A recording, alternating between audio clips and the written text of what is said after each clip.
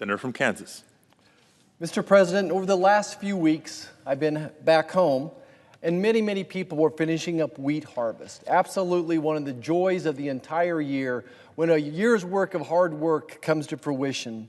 In every corner of the state was speckled with combines, tractors, grain carts, and trucks, all doing their part in the harvest process. Inside those implements were fathers and sons, sisters, mothers, brothers, and my cousins, all working side by side to harvest the crop that will provide the financing for land payments, equipment loans, operating loans, and next year's inputs like seed and fertilizer. Now, agriculture is a capital-intensive industry, much more than I could have ever imagined. Harvesting wheat requires at least 4 different pieces of machinery, many costing $250,000, $500,000 or more each. It takes years for a farmer to build enough equity to purchase a new piece of equipment or land, and for many families, it's only by passing down the land and equipment that a family farm can remain viable. This is the only way a young farmer can truly survive. Now, the common saying in Kansas is that farmers live poor but die rich. Now, across this great nation, contrary to most people's beliefs, 98% of farms and ranches are family-owned. 98% family-owned. Those families produce much of the food, fuel, and fiber we consume here in the United States and around the globe.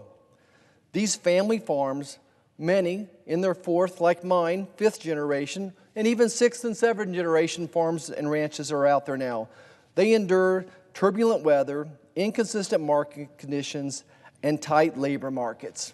It seemed like growing up, a week never passed that my dad never looked at me and said, you know, farming has to be the biggest gamble there is in America.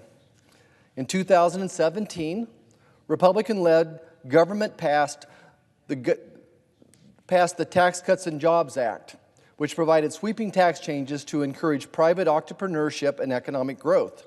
The Tax Cuts and Jobs Act, the exemptions for the estate tax, as we call it, the death tax, more than doubled, keeping most family farms safe from redundant government taxation. But now the current administration and some of my friends across the aisle want to task hardworking agriculture producers with the financing of their roughly $5 trillion reckless tax and spending bill.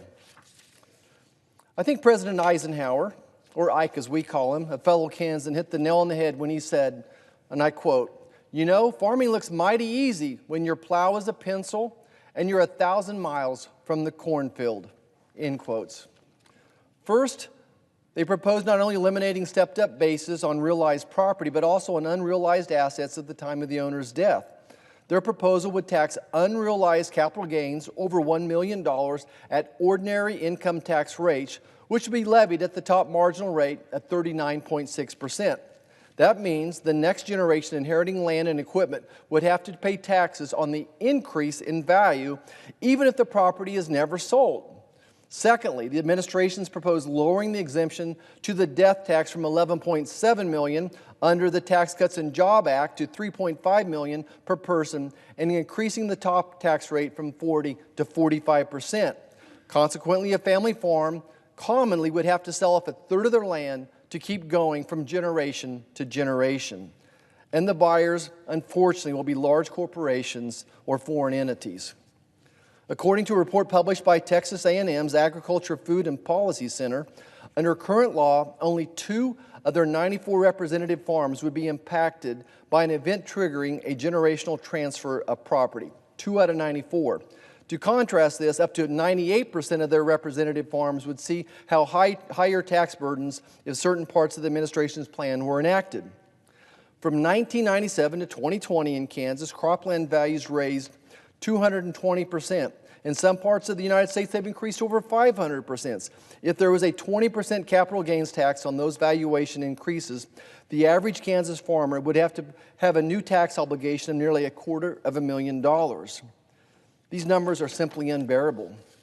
You know, I stop and pay homage to my grandfather and both of my grandfathers who had 4th, 5th generation family farms. These farms were bought in the early 1900s. Both farms have been in the family over 100 years. I would suppose my grandfathers paid less than $100 per acre. Today, those farms, maybe they're worth $1,000, $2,000 an acre. But if you could imagine the tax burden of trying to pass down that farm and pay for that stepped up basis, for the tax on the increase in that property, it simply isn't going to happen. None of us have brothers and sisters and cousins that have that type of cash available. We want to encourage the next generation to return home to the family farm, not tax them into bankruptcy. America will see millions of acres of lands and billions of dollars of equipment change hands over this next decade. While the current administration contests that only a small percentage of our farm families will be impacted by their proposed changes, all evidence really indicates otherwise. The administration fails to consider the several realities of multi-generational farms, with some siblings staying on the farm and some selling their interest. Any changes to the estate tax and opportunity to pass assets from one generation to the next will lead to further consolidation in the ag industry. Fewer young families returning home to their rural communities, and more rural Main Street businesses closing shop. We can't allow this administration to saddle our hardworking farming families with the responsibilities of funding their socialist agenda. Agriculture is still responsible for 40% of the Kansas economy. We must all do what we can to ensure our family farms have every opportunity possible to continue their way of life and bring the next generation back to the farm and keep rural America alive and well. Thank you, Mr. President, and I yield back.